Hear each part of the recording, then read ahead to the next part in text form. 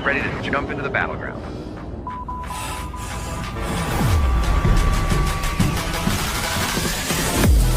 के पास 14 फिनिशर्स आगे बढ़ेंगे नाट टीम क्या वो क्लच करके जा पाएंगे डैमेज बहुत ज्यादा आखिरी खिलाड़ी ये clutch about to get over क्या यहाँ पे हो चुका है जी हाँ 1 2 3 बहुत ज्यादा कम है विकेट वो थोड़ा और आगे जाना चाहते हैं मोरोटोप उसको हिट हुआ डैमेज बहुत ज्यादा विकेट उन्होंने एक और खिलाड़ी को डाउन किया पानी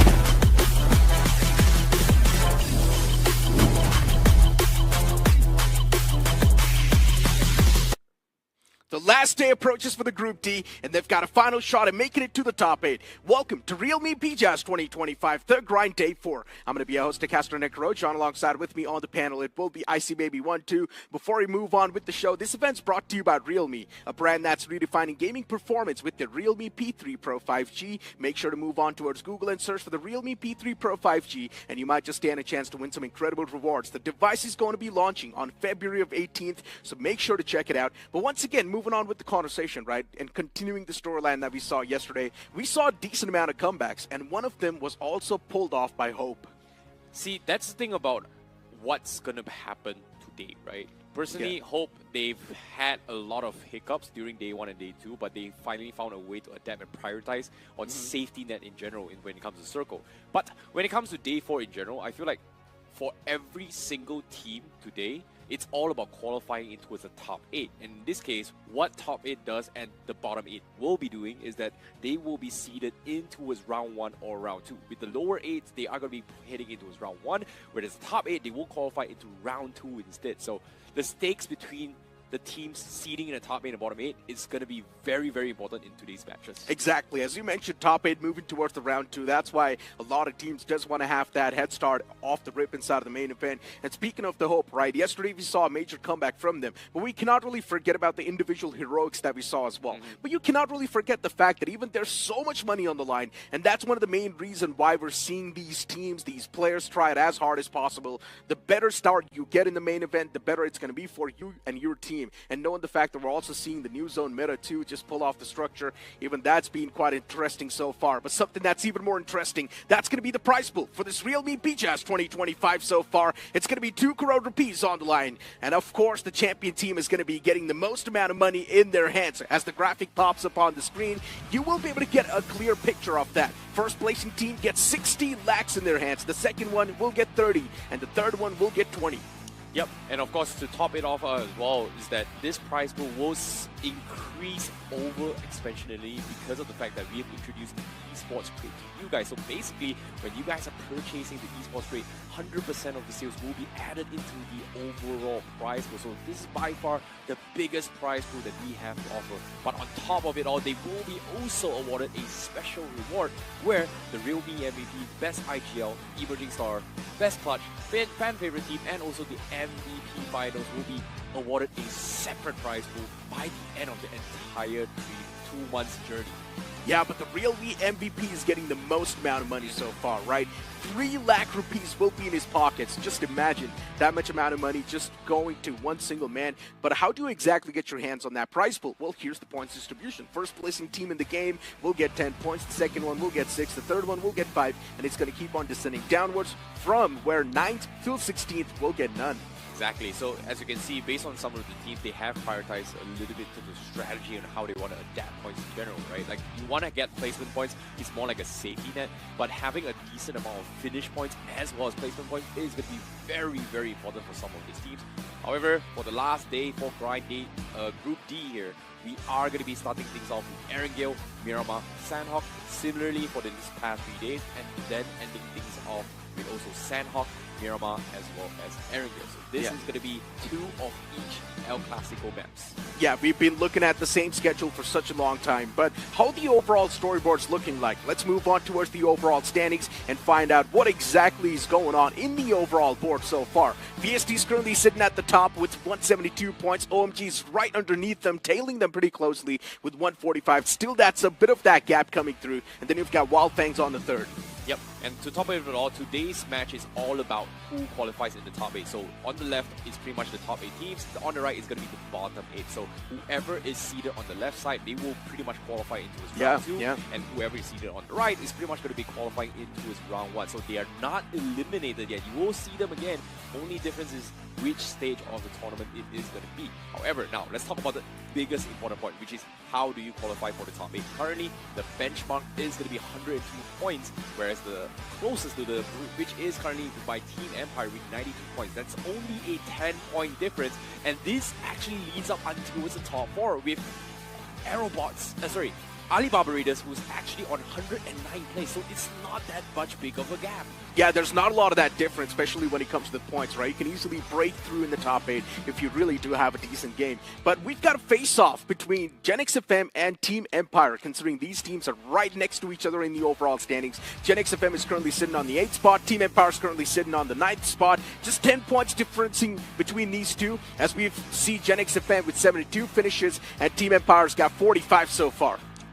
Exactly. But now speaking of which as well, we have to talk about the other two teams who's currently on 8th and 9th place, and that's going to be Team Empire as well as Alpha 6. It's actually 9th and 10th place. They are currently standing with a very interesting mark here because one of them is 92 points and Alpha 6 does have 83 points. So the big gap here is that Team Empire will have a 10-point difference to actually catch up to the top 8, whereas Alpha 6 has almost a 20-point difference to actually catch up to the top 8. So today's performance, it's all about whether or not can they break past that barrier. And as you can see, based on their performances thus far coming in from Team Empire as well, day 2 as well as day number 3, you can see that they have improved a lot in terms of their overall performance. But in terms of average survival time, not so much. Yeah, it seems like on day 3, Team Empire is playing much more aggressive, which has been working out perfectly for them. 19 finishes racked up with 14 assists too. Team Empire is doing okay in the overall standings, but as I mentioned, still a decent amount of points separating them from moving on towards that 8th spot.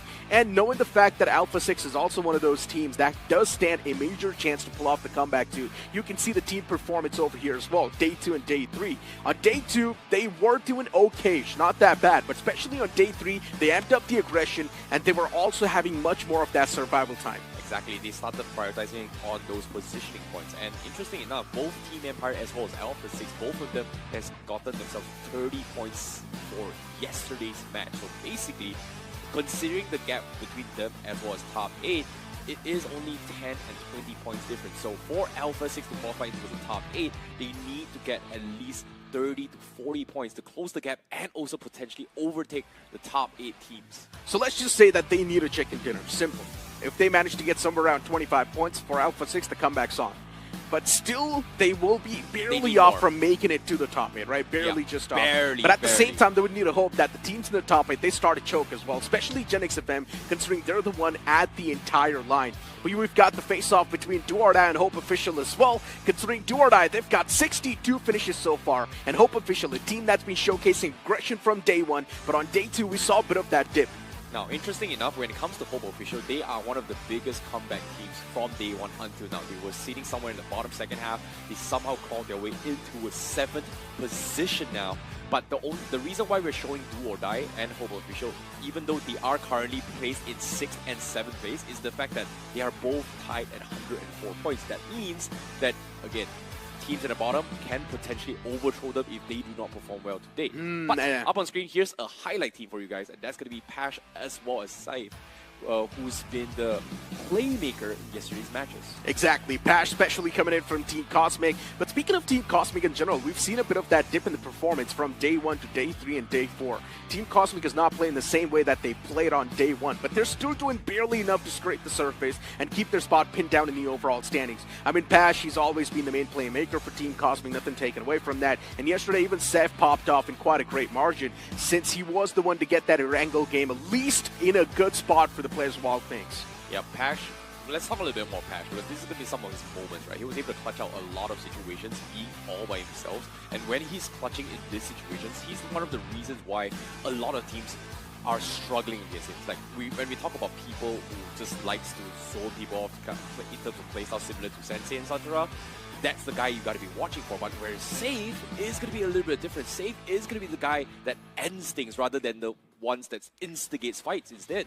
Interesting. I mean, yesterday we saw Seth pull off a 1-on-3 against the players of VST. He single-handedly took down 3 players of VST without even breaking a sweat. And the crazy part is, VST at that time, they had the momentum to play with as well. Because VST was just rolling through lobbies without even scared of anyone. But then Seth comes in out of nowhere and puts a full stop against them. Wildfangs in general, once again, you can't really complain with the performance they're showcasing. But I still want to see a bit more of that domination. We're seeing a little bit of those glimmers. And I understand that, yeah, it's just the experimental phase. But still, man, maybe just go for a 30 bomber, just the way GenXFM did. Yep, it is going to be very, very possible. But again, it's all about consistency, right? Right now, it's all about making it to the top 8. Wildfangs, obviously, they are in a very, very comfortable position. Team Cosmic, however, they are in a very awkward spot because currently they've gotten themselves 108 points, which is on 5th place, which again can be overthrown by the end of today. So today's predictions is going to be a little bit different because we're not looking at who's going to be in the top 3. We know for a fact that VST, OMG, and Wildfangs, they're already at the top and top. So today's predictions is going to be a little bit different by all the casters. We're going to be talking about who is going to be able to get the most amount of points by the end of today and survive into top 8. But Johnny's the only one who's went with the team who's currently in the top 3. I'm not even exactly sure why Johnny went for OMG, but I personally went for GenXFM. Yeah, I personally went for GenXFM, considering their heads on the swivel. They're currently on the 8th spot, and if GenXFM even slips one game, that's it. GenXFM will be kicked out of that top 8. Yeah. And in this case, me and Sparrow are going to be going for Aerobots just because of the fact that I've seen what they're capable of when it comes to team fight potential, especially when Aimbot is going to be the guy, AimGod is going to be the guy that you are going to be watching out for when it comes to clutching out situations. And I feel like for these past 3 days, we haven't seen that. They have been taking fights that are so run and getting a chicken dinner for Jubilant Divine. The funny part is, just before that game even started, we were just putting our concerns out there that why is Jubilant Divine not able to play that well? But then Dassen comes in, scoops up that chicken dinner. Now the wind is in their sail, and anything can happen. There's a lot more speculations that we still would want to make, especially moving on forward towards the first game of the day. But all that happens will be in the future. Before now, it's time for us to toss to a short little promo. You guys don't go anywhere. We'll be right back after this with the first game, which will be the map of Erangel. What did the drop or the snake? Am I the one to blame?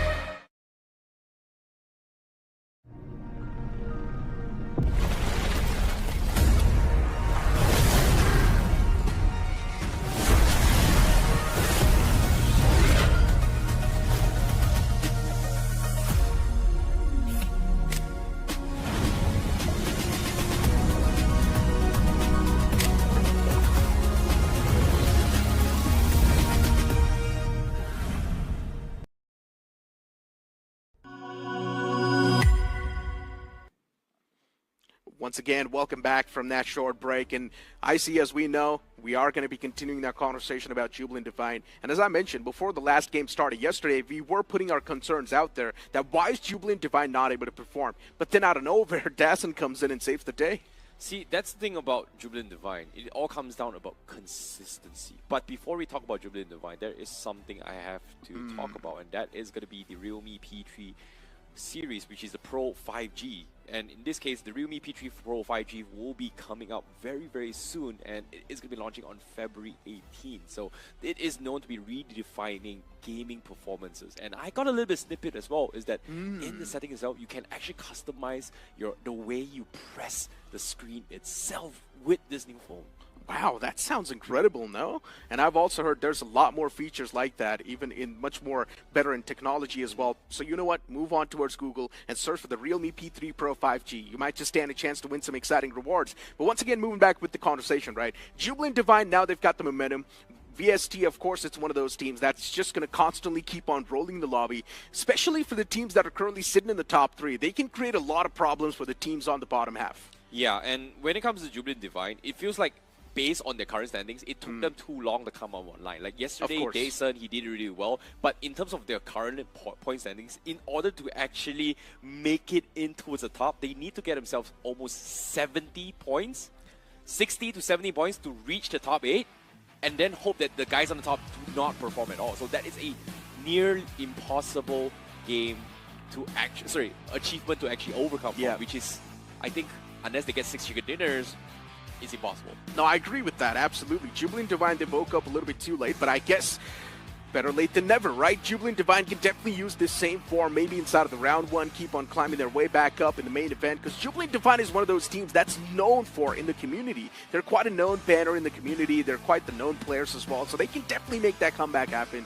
We've got Team Empire too, considering yesterday's day was incredible for Team Empire. We saw consistency on top from Team Empire, and they've been doing pretty great as well. Gen X FM heads on the swivel. They need to perform. One single game let loose, their position on the 8th spot will instantly get compromised. So now, speaking of compromising as well, one thing that we've realized is that we've been talking about center circle being one of the priorities for this past few days. One thing I've realized that Team Empire is one of the teams that had center circle a majority of time, but despite that, they can't seem to figure out how they were to hold the position and maybe even taking a couple of chicken dinners, because as of now, being in 9th place, yes, they've got decent amount of points, but today, especially these first 3 games, if they found their momentum again, they might be able to catch up in the top 8. It all really just comes down to this first game, right? If the teams were able to have a great game in the first game itself, I'm speaking of the latter half of the board, then there's a major chance they can still pull off a comeback. Team Empire's not that far back, but Gen X FM is currently on the 8th spot, just barely scraping off the surface. What happens? The future will tell us. Before now, let's move on towards the game of Erangel.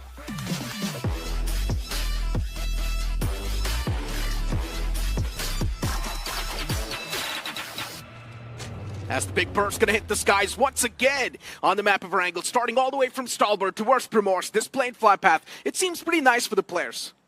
See, that's the thing about this match here, especially when it comes to Erangel. Erangel is by far one of the heavily favored towards whoever controls the high ground. And this is a specialty where VST and also Wildfangs do hold a very, very strong position. But yesterday's game, especially day number 1, the map number 1, the 2 teams that really stood out was actually none other than Hope Official as well as Team Cosmic, I believe.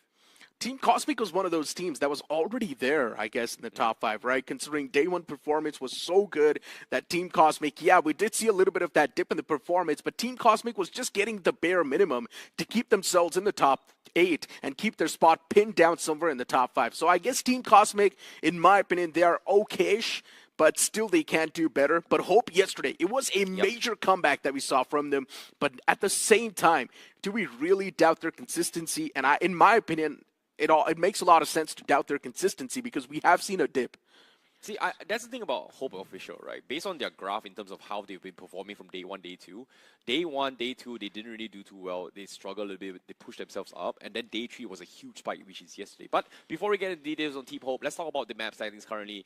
Based off Erangel, Team Cosmic has the highest amount of points earned in the map of Erangel, followed by TMG, OMG, Wildfangs, and then VST. These are the top 5s. They are pretty much on the top 8 at least, except for TMG, who's currently on 11th place in the overall standings.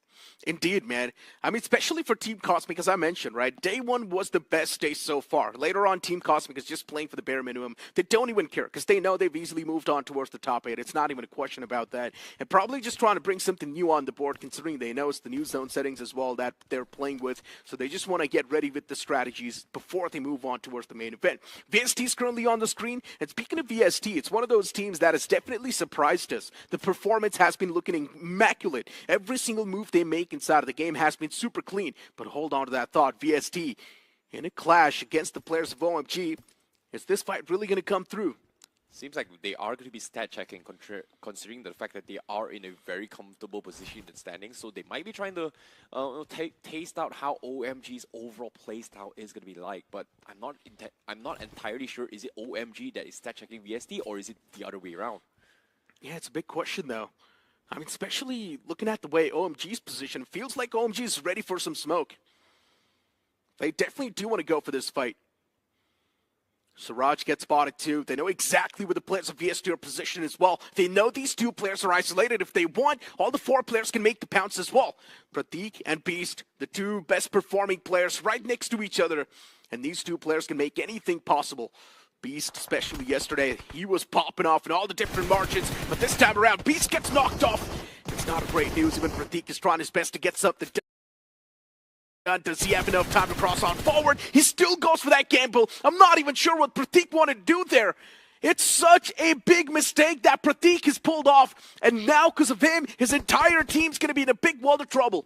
This is huge for AMG. Like, they understood the layout so well, knowing for the fact that if VST decides to run in between houses, that long no man's land alleyway, which is a very common spot, especially for the 6 apartments, 6 double-story area, which is known for their extremely concentrated loots. And if they try to rotate in between, it is pretty much a very, very nice angle for them to take down. So obviously, VST, they weren't prepared for this, and OMG, they know the terrains a little bit better, and they just capitalized on it. So very nicely done. If VST does not know the terrains properly, that too on the map of Erangel, then that's a big question, man. What is VST doing? Erangel is one of the OG maps, and if you still do not know the terrains on Erangel, then it's a big question mark. But still, VST's lost out in their 2 best performing players, Beast and Pratik, not in the game anymore. Especially Pratik. I do understand he wanted to give the revival to his fallen comrade, but still crossing in the open like that, especially when you know the fire came from that direction, I'm not sure what was going through his head, man. A lot of question marks currently in my mind. But I mean, looking at the circle too, Wildfangs, they found themselves in this max center, the best possible spot you can ask for. Yep, it's all about getting those feels on how each team's play style is, and I really